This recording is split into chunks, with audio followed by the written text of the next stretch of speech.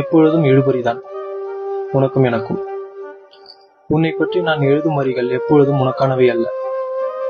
உன்னை பற்றி 2, 3 ஏன் 1000 வரிகளில் கூட விவரிக்க முடியாது.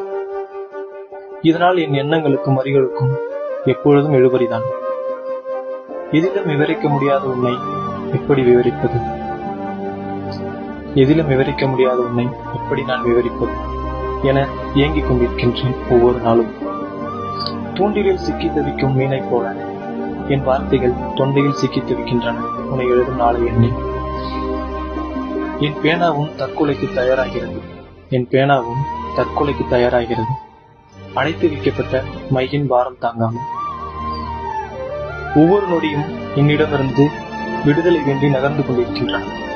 ஒவ்வொரு நொடியும் என்னிடமிருந்து விடுதலை வேண்டி நகர்ந்து கொண்டிருக்கின்றன.